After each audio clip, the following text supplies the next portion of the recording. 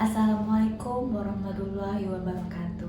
Perkenalkan, nama saya Evriyanti Rasari. Saya biasa dipanggil Evri oleh rekan kerja atau keluarga saya. Saat ini saya kuliah di Fakultas Ekonomi dan Bisnis, Magister Manajemen, Kampus Jakarta, Universitas Gadjah Mada. Sebelumnya, saya merupakan sarjana psikologi di Universitas Erlangga.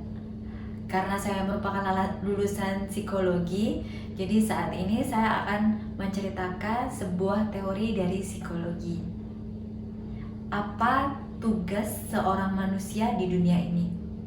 Beberapa orang mungkin menjawab bekerja, beribadah, berbuat baik terhadap sesama. Tapi ada seorang tokoh psikologi, Erik Erikson. Dia menyebutkan bahwa ada tugas perkembangan yang harus dijalani dari manusia lahir sampai meninggal atau sampai tua. Apa saja tugas yang harus dijalani seorang manusia ini? Erik Erikson yang tadi saya sebutkan adalah seorang psikolog Jerman. Teorinya yang terkenal adalah teori psikososial berjudul 8 Tahapan Perkembangan Erik Erikson. Jadi setiap manusia ada tugas perkembangannya. Setiap tugas perkembangan itu ada krisis atau tahapan yang harus dilewati. Ketika krisis terjadi di tahapan tersebut akan berdampak pada personality seseorang. Jadi krisis di tahapan perkembangan ini bisa mempengaruhi personality positif atau negatif. Saya jelaskan mulai tahapan yang pertama. Tahapan yang pertama adalah trust versus mistrust. Jadi ini di tahapan usia 0 sampai 18 bulan. Ini adalah tahapan seorang bayi baru lahir ke dunia ini. Tugasnya adalah mempercayai bahwa dunia ini adalah tempat yang aman untuk ditinggali atau dunia ini tempat yang tidak aman untuk ditinggali krisisnya. Contohnya, seorang anak menangis. Orang tuanya datang memberikan ASI, memberikan kehangatan, menenangkan pikirannya. Dia akan merasa bahwa dunia ini aman untuk ditinggali. Tapi sebaliknya, ketika bayi ini menangis tapi tidak ada orang tua yang peduli, dia akan merasa, oh tidak ada yang peduli pada saya. Orang tua saya pun tidak peduli pada saya. Orang yang paling dekat dengan saya tidak peduli pada saya. Sehingga perkembangan yang terjadi pada bayi ini, dia tidak akan percaya pada orang lain. Dia tidak mudah percaya pada orang lain. Karena di awal bayinya, dia merasa bahwa dunia ini tempat yang tidak aman untuk ditinggali. Itu tahapan yang pertama. Tahapan yang kedua adalah tahapan autonomy versus shame and doubt. Ini tahapan di usia anak 18 bulan sampai 3 tahun. Tahapan ini tugasnya seorang anak mengembangkan kemandiriannya. Mereka mulai belajar memilih mainan sendiri, menghadapi toilet training. Tugas orang tua adalah mendukung kemandirian anak ini, tidak boleh ada larangan-larangan. Ketika ada larangan-larangan, seorang anak memilih keputusannya sendiri, memilih toilet training sendiri, mereka akan merasa shame and doubt, malu dan ragu dalam perkembangan selanjutnya. Jadi peran orang tua di anak usia 18 sampai 3 tahun adalah mengembangkan kemandirian seorang anak. Untuk tahapan yang ketiga, inisiatif versus guilty. Anak udah mulai bisa bicara, mulai bisa berjalan. Jadi di usia 3 sampai 5 tahun, seorang anak ini akan mengembangkan keingintahuan, inisiatif, mengembangkan pengetahuan. Apa itu mama, apa itu papa? Peran orang tua di sini adalah menjawab setiap keraguan dan keingintahuan seorang anak. Ketika orang tuanya abai, anak-anak ini akan merasa guilty, merasa bersalah, merasa harusnya saya nggak tanya kenapa mama saya marah ketika saya bertanya. Peran orang tua di sini adalah menjawab semua keingintahuan anak dengan sabar. Biasanya orang tua capek kalau misalnya anaknya terlalu banyak bicara, padahal sesungguhnya itu merupakan satu tahapan seorang anak yang harus dilewati supaya tidak ada krisis yang terjadi di tahapan perkembangannya. Untuk tahap perkembangan yang keempat, industri versus inferiority.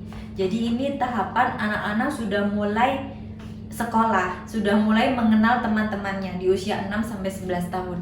Ketika anak-anak sudah mulai bertemu dengan teman-temannya, mulai berlomba, berprestasi di sekolah. Oh, saya ranking mama, saya ranking papa gitu.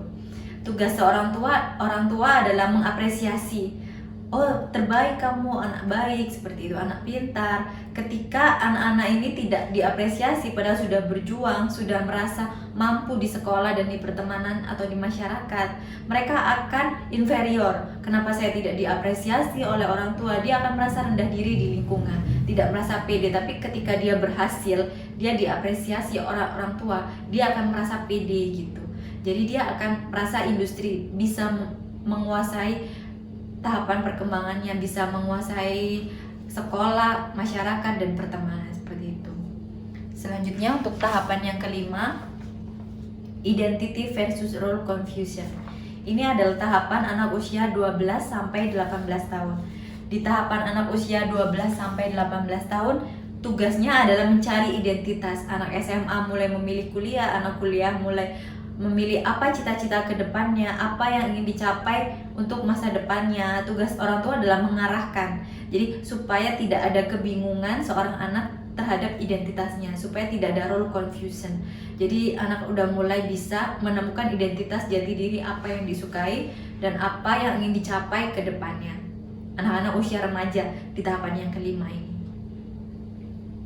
Untuk tahapan yang keenam, intimacy versus isolation. Ini juga bisa disebut tahapan dewasa awal. Anak usia 19 atau orang dewasa awal usia 19 sampai 40 tahun. Di tahapan ini tugasnya adalah intimacy, bisa membangun hubungan intim dengan orang lain. Bentuknya pacaran, bertunangan, menikah, membentuk hubungan keluarga. Jika tugas-tugas membangun keintiman dengan orang lain ini tidak tercapai, mereka akan mengalami krisis namanya isolation. Contohnya di Indonesia, misal orang umur 30 tahun belum menikah, belum memiliki anak setelah sekian tahun menikah, mereka akan merasa terisolasi dari masyarakat. Mulai banyak pertanyaan-pertanyaan masyarakat yang akan mengganggu tugas perkembangan atau menjadi krisisnya. Jadi itu adalah tahapan yang keenam, intimacy versus isolation. Selanjutnya untuk tahapan yang ketujuh, generativity versus stagnation. Jadi ini tahapan dewasa menengah, usia 40 sampai 65 tahun. Orang-orang di usia 40 sampai 65 tahun, dia akan mengembangkan puncak karirnya atau dia merasa stagnan dengan karirnya, karena biasanya di usia 56 tahun orang-orang udah pensiun. Jadi ketika dimulai dari usia 40 tahun mereka belum selesai dalam tahapan perkembangannya, mereka belum mencapai puncak karirnya, mereka akan stagnan karena ada penurunan fisik, penurunan mental, penurunan tenaga, daya ingat, dan lain-lain. Sehingga penting bagi seseorang untuk mencapai puncak kejayaan atau puncak karirnya, menjadi kepala divisi, menjadi pimpinan di atas 40 tahun sebelum 65 tahun. Karena biasanya di usia 56 tahun orang-orang udah pensiun. Untuk tahapan yang terakhir, yang ke-8, yaitu ego integrity versus despair. Jadi usia 65 tahun ke atas. Jadi ini biasanya terjadi sama nenek-nenek kita. Nenek-nenek atau kakek-kakek, kadang-kadang ada nenek-nenek yang udah tua, baik sama cucunya, mau melakukan apapun buat cucunya sabar. Atau ada nenek-nenek, kakek-kakek yang suka marah-marah, suka egois, kayak anak kecil, seperti itu. Jadi itu bedanya ego integrity versus despair.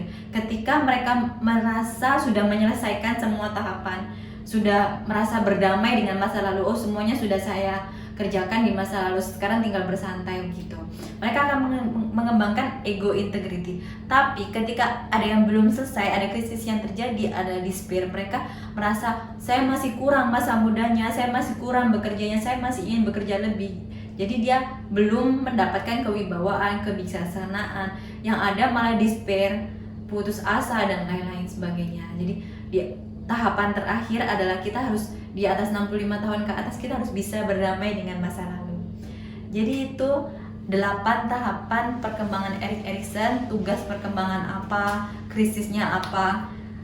Kedepan diharapkan jika orang-orang sudah mengetahui apa tugas perkembangannya, mereka tahu apa yang krisis yang terjadi, mereka bisa menyelesaikan tugas perkembangannya, dan jika ada krisis yang terjadi bisa segera diselesaikan supaya tidak berdampak pada tahapan perkembangan selanjutnya. Sekian dari saya. Wassalamualaikum warahmatullahi wabarakatuh.